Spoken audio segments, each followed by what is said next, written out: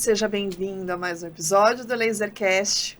Hoje a gente vai conversar sobre laser terapia transcraniana. E para conversar comigo sobre esse tema, eu trouxe uma convidada que já esteve conosco num outro episódio e que a gente chamou ela de novo para falar desse tema que é tão interessante, que é a professora Nathalie Cordeiro. Seja bem-vinda novamente. Obrigada, Luana. É um prazer poder estar aqui no podcast. Muito legal te receber de novo, né? Mais um papo super interessante, né? Um tema diferente dessa vez. Sim. Ou menos abordado, né? Uhum. E se você não assistiu o episódio anterior e ainda não conhece a professora Nathalie, eu vou brevemente apresentar ela aqui para vocês. Ela é fisioterapeuta e pesquisadora colaboradora no Instituto do Coração, do Hospital das Clínicas da Faculdade de Medicina da USP. Ela também é especialista em cardiorrespiratória pela Unicamp. Ela é doutora em ciências pela Faculdade de Medicina da USP, pós-doutora em medicina pela Uninove, é cientista clínica e coordenadora de pesquisa clínica na Bright Photomedicine e também atua como docente na pós-graduação da Faculdade de Medicina da USP. Então, de novo, muito bom te receber por aqui. Muito obrigada, é um prazer. E vamos já começar, né? Falando o que seria a laser terapia transcraniana e como que ela atua, como que ela funciona? Bom, então vamos lá. Então, a laser terapia transcraniana, na verdade, assim, a nomenclatura mais adequada para a gente estar se referindo, porque é mais popularmente a gente fala, né? Laser terapia, no caso da transcraniana também, laser terapia transcraniana. A nomenclatura mais adequada seria fotobiomodulação transcraniana ou fotoneuromodulação cerebral também. Né? Na literatura a gente vai achar vários termos, né, semelhantes se referindo à mesma técnica. Tá? Então, por que a gente fala fotoneuromodulação ou fotobiomodulação transcraniana? Porque a gente não faz só com laser, essa estimulação neuronal. A gente faz também com LED. Né? Então, por isso que é a nomenclatura mais correta. Então, o que acontece? A gente sabe que os neurônios, eles são ricos em mitocôndria. Então, a gente sabe que a mitocôndria ela vai absorver essa luz do laser ou do LED, né? E aí a gente vai conseguir ativar, fazer um aumento na atividade mitocondrial, aumentando a ATP, aumentando a oxigenação, melhorando o consumo de oxigênio, absorção do oxigênio, melhorando o fluxo linfático. Então, eu tenho uma melhor oxigenação acontecendo ali na região, né, no córtex cerebral. E isso é uma resposta que a gente tem a curto prazo, né? Nossa. A longo prazo, a gente também tem outras coisas que estão sendo ativadas. Então, essa resposta, ela está acontecendo imediatamente, durante o processo mesmo de radiação. Tanto que a gente consegue ver em alguns exames, né, termográficos, por exemplo, modificações, né, do fluxo sanguíneo. A gente consegue ver isso em tempo real, por meio também de tomografias tipo SPECT. Então, você consegue ver essas modificações em tempo real, imediatamente após a iluminação. Né? Só que a gente tem respostas que elas duram mais a longo prazo. Então, as melhoras que o paciente tem pode, às vezes, durar por dias, por semanas e até por meses. Como é que a gente explica toda essa questão? Né? Não é só por um aumento do fluxo sanguíneo, melhora da oxigenação cerebral, não. Tem outras coisas que estão sendo ativadas. Então, a gente consegue ativar vias de sinalização, que a gente vai ativar fatores de transcrição cerebral também. Né? Então, por isso que a gente tem uma resposta a longo prazo, né, melhora dos sintomas do paciente. Então, por exemplo, a gente tem como conhecimento pelo menos 14 fatores de transcrição que a gente consegue ativar em nível cortical. Tá? Então, a gente tem neuroproteção acontecendo, a gente tem estaptogênese acontecendo. Então, olha que interessante, a gente conseguir fazer formação de novas conexões, né, novas sinapses acontecendo. Então, a gente tem estimulação de neurotrofinas, de BNDF, então de substâncias que são muito importantes, né, para a questão da neuroplasticidade cerebral, para a questão da melhora mesmo cognitiva do paciente. Incrível, né? E tem muitas pessoas que acabam perguntando ou ficando em dúvida se essa radiação, né, transcraniana, fotobiomodulação no caso, ela tem ali um efeito clínico semelhante à do ILIB. Ou são propostas diferentes? Uhum. Como é que você explicaria isso? Tá, então assim, é diferente, né? A gente tem diferença. Então, no caso do ILIB, a gente está fazendo uma irradiação, né? No caso, a nomenclatura que vem do inglês, né? ILIB, irradiação intravascular do sangue, certo?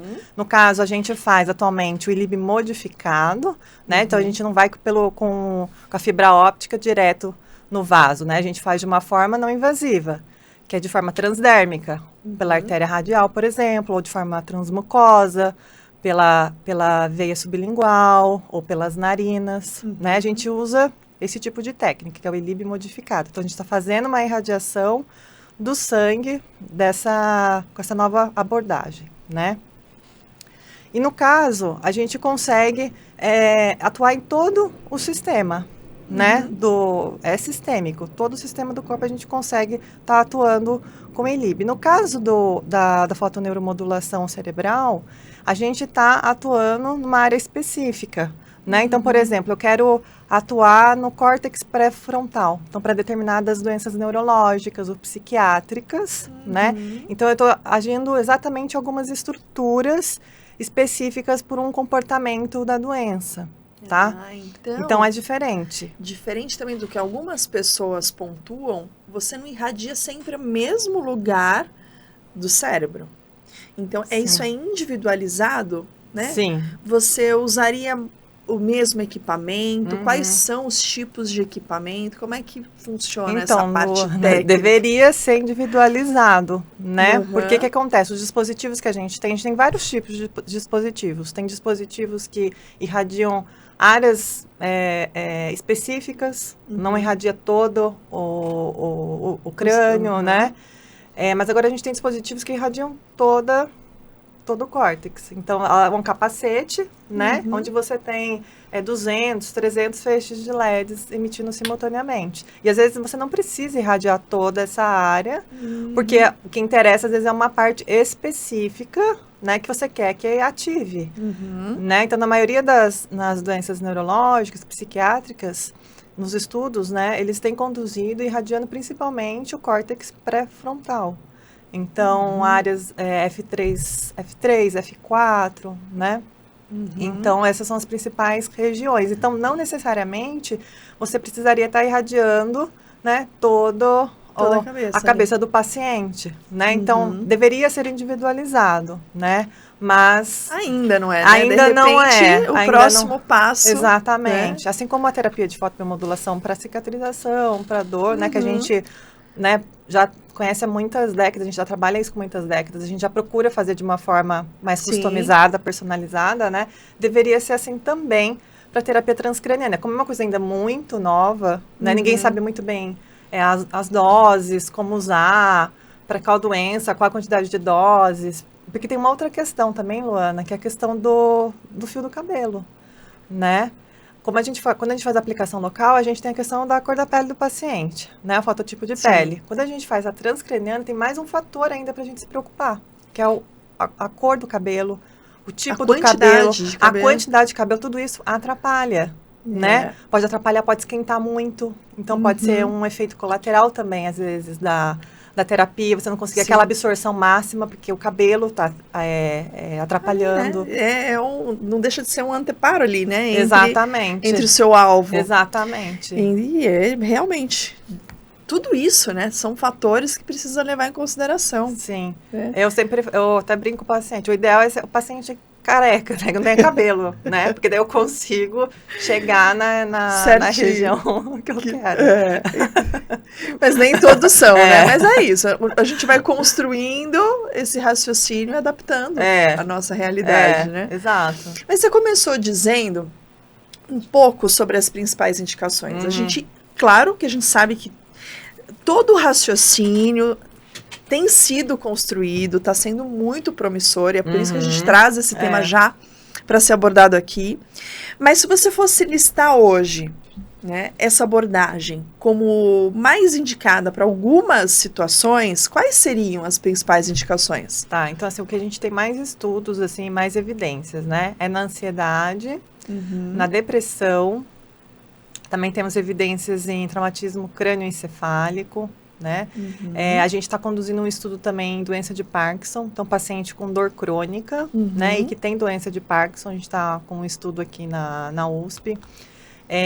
Fizemos também recentemente um estudo aqui no Instituto de Psiquiatria também da USP em pacientes com esquizofrenia, também tivemos respostas muito interessantes. E agora a gente está conduzindo um outro estudo em pacientes saudáveis para melhora da função cognitiva, performance da função cognitiva, né? Então também, não só o paciente que tem algum tipo de lesão, mas um paciente também saudável que queira melhorar. Então, esses são as principais lesões, né, síndromes que a gente tem visto com mais estudos, né, não só pré-clínicos, mas estudos clínicos também.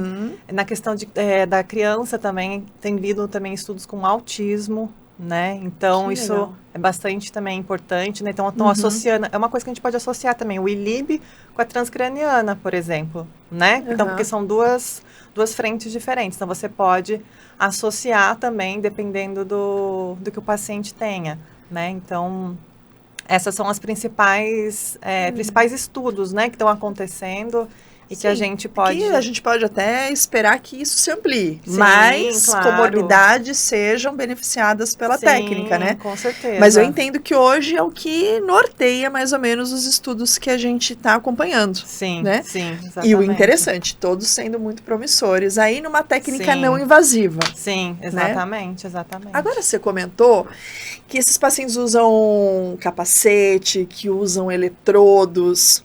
Para quem está assistindo entender um pouco melhor, isso dói, é desconfortável, você já fez em você? Sim. Como é que ficam? Se for eletrodos, né? Vocês precisam grudar isso, como é que fica a dinâmica para você irradiar? Ou se é um profissional que já tem o LED ou laser convencional, que ele faz na prática clínica de fisioterapia, de odontologia, ele consegue com aquele equipamento fazer essa técnica? Como é que funcionaria? É bem tranquilo, tá, para o paciente, não tem desconforto nenhum. A única coisa que o paciente vai sentir é esquentar. Então, assim, tem que ser esquenta, mas não pode ser desconfortável para o paciente. Se ele sentir que está queimando, a gente tem que parar imediatamente, porque isso pode acontecer dependendo do tipo de cabelo que o paciente tem, a cor da pele. Então, isso pode ser uma questão que atrapalhe, mas em geral é muito tranquilo, não incomoda, né? E você pode irradiar, tem equipamentos que são faixas de LED, então você só coloca, né, em contato mesmo com o couro cabeludo do paciente, não machuca, é bem tranquilo. Outros dispositivos são capacetes também, só encostam também, né, não ferem o couro cabeludo do paciente, então é super tranquilo. Você perguntou se dá para fazer com os equipamentos convencionais, então, por exemplo, os equipamentos que tem de ponteira, imagino eu que seja isso, né, que você esteja perguntando. Então, os equipamentos de ponteira, o que acontece? Eles vão disponibilizar uma quantidade de energia que não é suficiente que o que a gente tem visto nos estudos clínicos, né? Porque dispensa uma quantidade de energia muito grande, tá? E se você for fazer com uma ponteira, né? Então, você imagina que você vai ficar ali por horas irradiando o paciente. Não é que não dá para fazer, tudo dá para fazer, né? Mas você vai ficar muito tempo, né? E por isso que eles fazem equipamentos, clusters, né, capacetes, porque você consegue disponibilizar, melhorar a densidade de potência, a densidade de energia, para não esquentar tanto também, né? E você conseguir abranger uma área maior num tempo menor. Vários pontos simultâneos, num tempo menor. Né? Porque você imagina, os equipamentos hoje, eles têm oferecido para a transcraniana quantidade de energias acima de 2.000 joules. Então, é muita coisa para um equipamento que é uma ponteirinha você fazer. Exatamente. Tá? A menos que você vai apenas irradiar um único ponto específico, mas normalmente são áreas, né, maiores. Então, fica um pouco mais complicado, né, a gente fazer isso com os equipamentos convencionais que tem hoje no mercado, tá? Então faz total sentido, né? Na verdade, pela quantidade de energia, fica inviável. Fica inviável. Clinicamente, o tempo é inviável. O paciente não vai ficar lá uma hora e pouco para fazer uma irradiação. Exatamente. E esses dispositivos, em 20 minutos você faz, 30 minutos no máximo. tá? E o paciente precisa ficar acompanhado ou ele tem autonomia de fazer uma irradiação dessa em casa? Como é que vocês fazem esse... Ó, atualmente, pelo menos aqui no Brasil, a gente faz acompanhado, mas tem artigo mostrando do paciente fazendo em casa. Então, como home device, né? Eles fizeram um estudo clínico mostrando, né, como o paciente ele poderia fazer esse acompanhamento em casa, né? Porque às vezes tem protocolos que é de radiação de assim, já não, ou diariamente, né? Então fica às vezes ruim para o paciente se deslocar. Então tem um estudo mostrando que funcionou também dessa forma, mas claro, com orientação médica, né? Com certeza. De forma online, virtualmente. E até uma orientação geral de uso, né, desses equipamentos, de conservação. Exato. Limpeza. Isso, exatamente.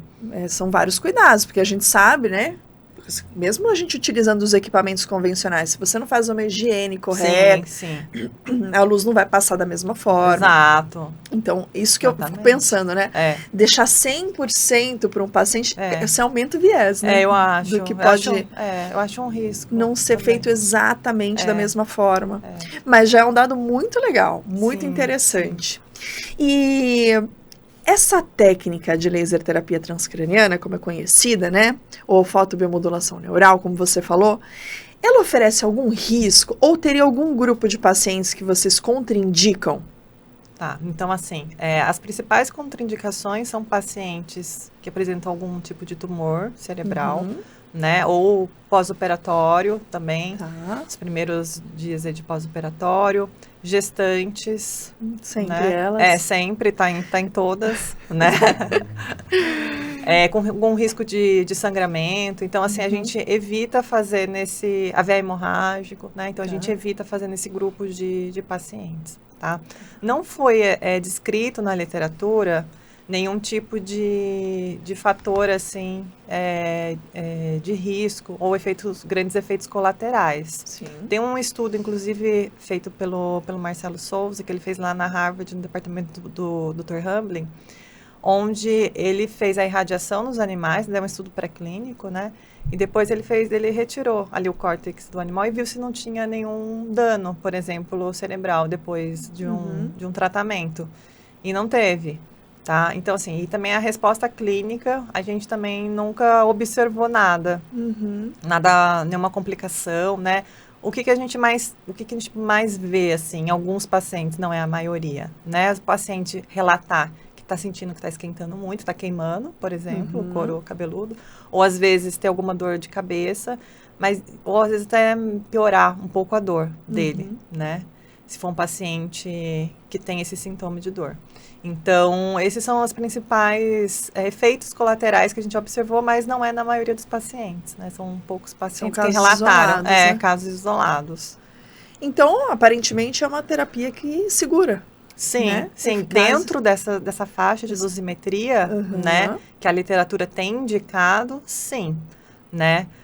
Fugindo disso, pode ser que a gente possa ter outros efeitos, né, desconhecidos, né, mas dentro da faixa, por exemplo, de 810 a 980, que é o que a literatura indica nessa faixa do comprimento infravermelho próximo, é o comprimento que mais vai conseguir penetrar, né, e chegar nas áreas do tecido cerebral, tá, para fazer esse estímulo. Interessante. Então usa só o infravermelho, nem faz associação com outros comprimentos de... Olha, o comprimento infravermelho, ele é o comprimento predominante, quando a gente está falando de fotobiomodulação transcraniana. Vai ter equipamentos que vai ter misturado, vai ter um mix de vermelho com infravermelho. Outros equipamentos você vai ver que só vai ter infravermelho. Então, assim, pode ter o vermelho associado, pode, mas o comprimento infravermelho, ele é o primordial. Ele é determinante para essa terapia, porque ele que vai ter interação com a questão dos neurônios. Até pela penetração do infravermelho, né? Penetração, né? A interação que ele tem, a resposta cortical que ele tem, que é diferente com o infravermelho, né? Sim. Com o vermelho a gente não tem essa resposta tão evidente. Então, é bastante importante se atentar, né? Primeira coisa, a escolha do comprimento de onda. Tá? Então, você vai ver que a maioria dos estudos, pouquíssimos têm comprimento vermelho. Né? Se tiver vermelho é porque vai estar junto com o infra. O infra tem que estar. Bom você pontuar também. E essa irradiação, ela certamente não vai ser feita por qualquer profissional. Né?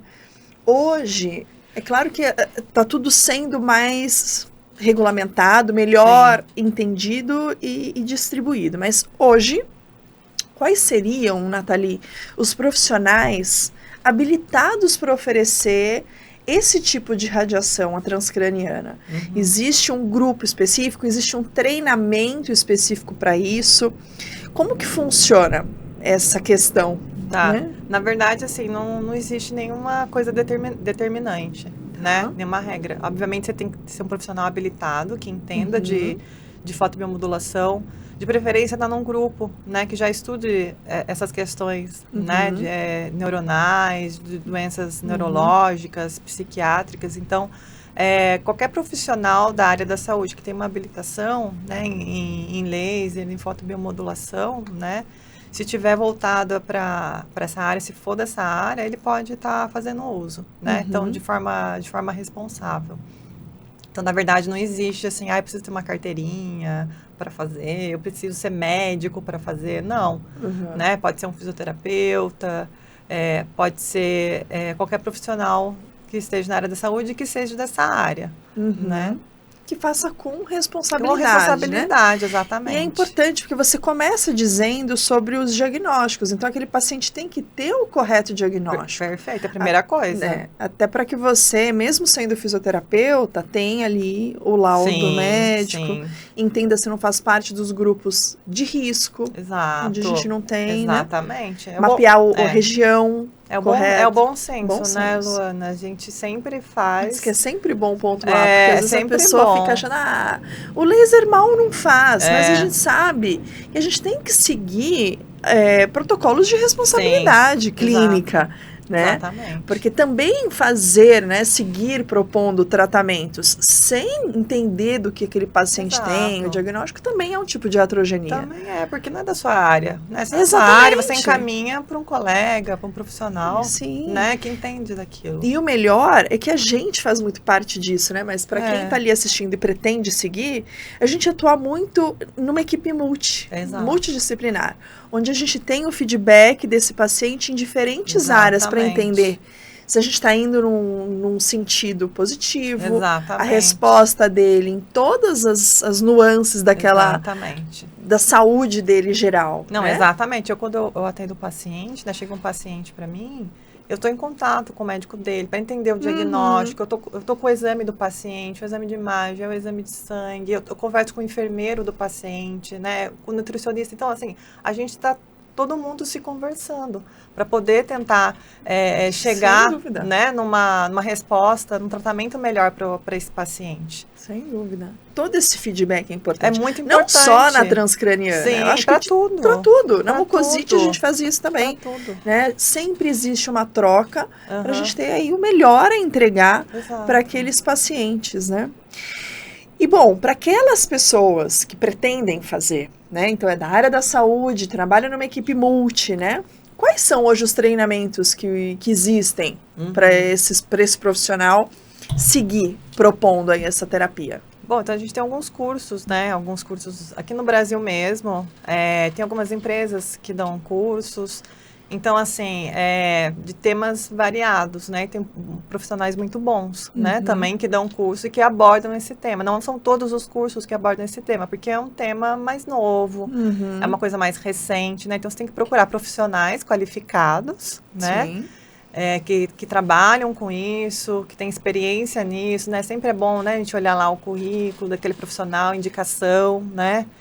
De pacientes, de outros alunos também, para a gente conseguir fazer uma melhor escolha. Porque hoje a gente vê que tem muita gente dando curso de tudo. Tem coisas que nem tem comprovação científica. Né? Pessoas falando muitas bobagens por aí. Então, assim, a gente precisa tomar muito cuidado. Porque com a rede social, isso ficou uma coisa absurda. Né? Tem tantas pessoas boas, mas também acabam sendo inseridas aquelas pessoas que não têm uma qualificação para estar falando. Mas que são boas de marketing. Exato. Tem ali uma procura grande por parte dos pacientes. Poxa, a gente tem acompanhado nas redes sociais, né?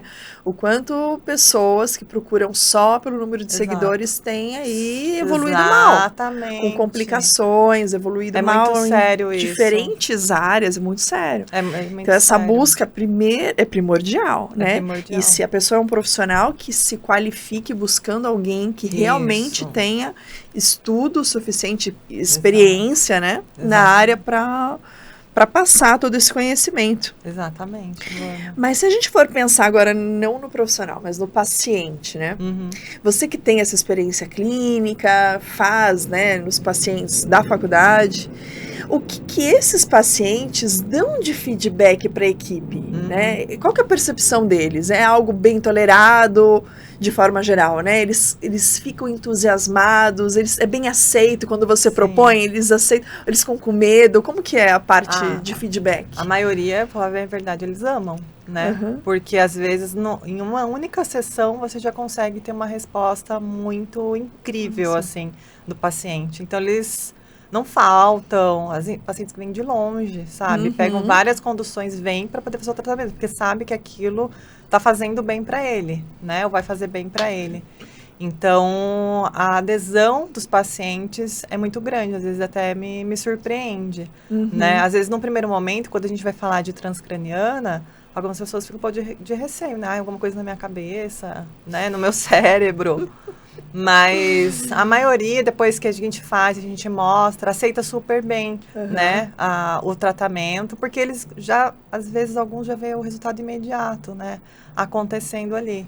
Então, é muito legal, assim, o feedback que a gente tem dos pacientes. Eles chegam, assim, a gente tem um perfil, assim, de paciente, né, principalmente o paciente que tem dor crônica, que ele já chega, assim, no consultório, no ambulatório, já com aquela fisionomia, sabe, triste, irritado, mal-humorado, sem esperança, porque ele já passou por muito tratamento e nada deu certo, né? Então, a gente vê aquele rostinho, né, chegando e depois de algumas sessões, ver esse paciente saindo bem ali, feliz, né, já saindo com um outro espírito, né, de vida, é muito bom, né, a gente comparar esse antes e depois. Sem dúvida. É uma satisfação muito grande a gente conseguir alcançar esses resultados. É incrível a gente acompanhar a evolução da ciência, né? Porque a gente que estuda laser, fontes de luz, né, as fototerapias de forma geral, há tanto tempo, é impressionante o quanto a cada ano mais evidências, mais indicações vem comprovando ainda mais a eficácia dessas fontes de luz. Todo mês, né, Luana? Sai artigo, um monte de artigo. A gente nem consegue dar conta de ler tanta coisa que tem, né? Hoje em dia, assim, ainda tem aquelas pessoas que duvidam, mas a gente não tem mais dúvidas que o laser funciona. Não tem mais dúvida. O que a gente tem aí é seguido em pesquisas, em evidências das diferentes formas de aplicação e tirar o maior proveito dessa tecnologia, né? Sim, com certeza. E é por isso que, até para a gente finalizar esse assunto, aí com chave de ouro, você que é pesquisadora, né? A gente tem esse senso crítico sempre que a gente vai discutir algo que ainda é novo, que não tem tanta evidência. Então, você tem acompanhado o início dessas evidências sendo publicadas, faz parte hoje de um grupo que atende essa demanda, né? Que está acompanhando de perto. Qual que você acha que é o futuro das pesquisas? Como é que você vê essas publicações chegando e o impacto disso ao longo do tempo aí? Sim.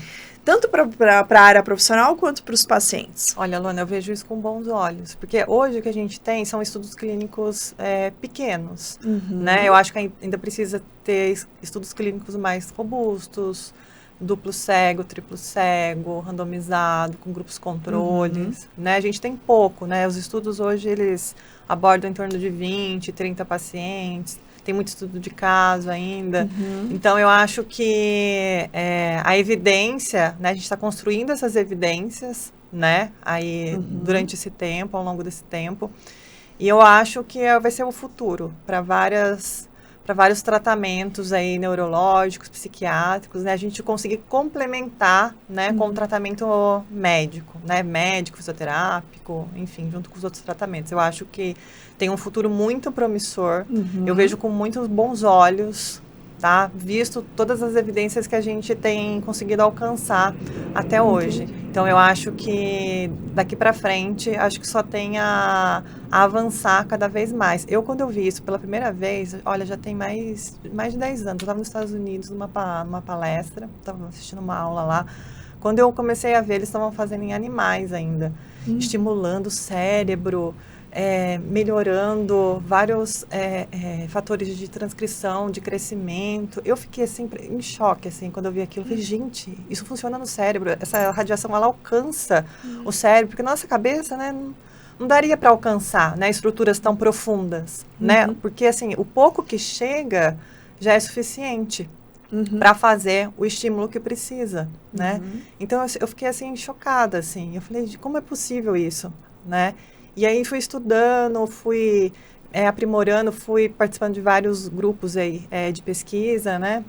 Envolvidas em vários grupos de pesquisas nessa área, até a gente chegar nos estudos clínicos. O professor Hamblin, ele publicou em 2019 um livro, que é Photobiomodulation in the Brain. Eu tenho um capítulo escrito lá. Então, foi já um primeiro, assim, né? Um primeiro livro, né? Que já começou a falar sobre o assunto. É uma coisa nova, né? Foi um pouquinho antes da pandemia, né? E agora que a gente está tendo mais evidências clínicas, que até então a gente tinha o quê? Mais estudos em vivo em animais, in vitro, né?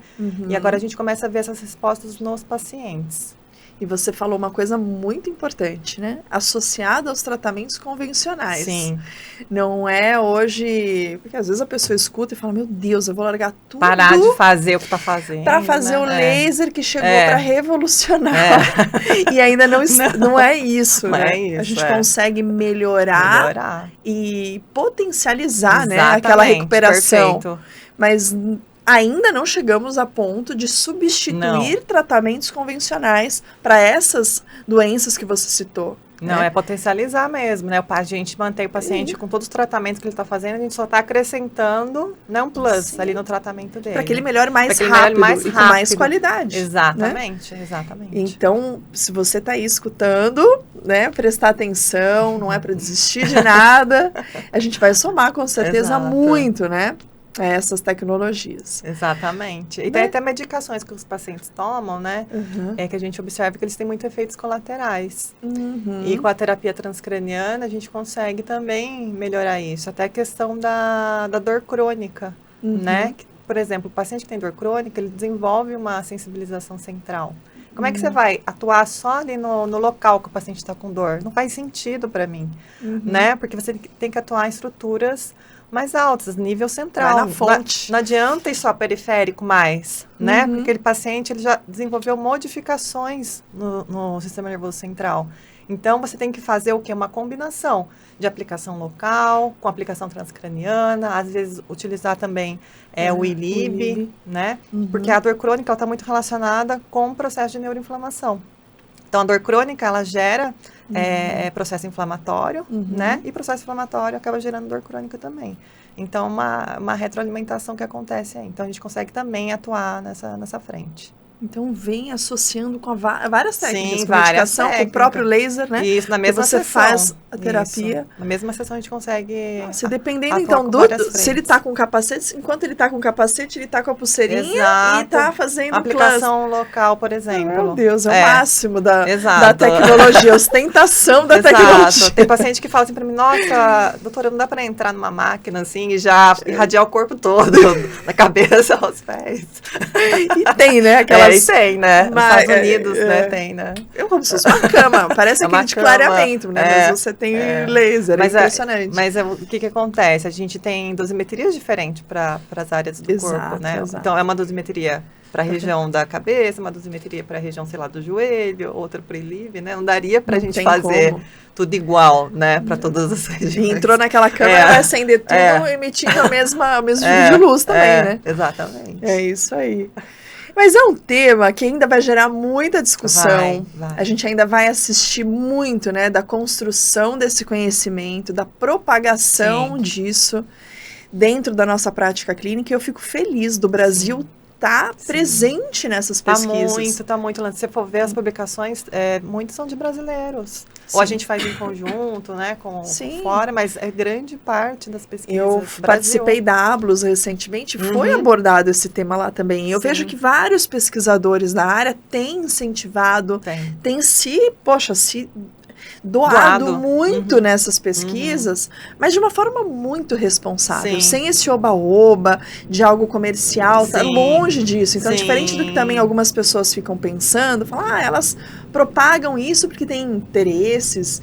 E pelo contrário, porque quem faz pesquisa, né, tá em faculdade como a gente... É tão difícil, né, de fazer pesquisa. Ainda mais aqui. A gente estuda e é pensando muito nisso mesmo, de oferecer um conteúdo e um protocolo seguro, eficaz aí para a saúde dos pacientes, né? Que é o nosso principal objetivo dentro de todo esse contexto, de todos os tipos de radiação. Exatamente, você falou tudo, Luana. E o Brasil é um dos países que mais publicam hoje na área de fotobiomodulação, né? A gente vem numa crescente, publicando em revistas de impacto, né? De alto impacto.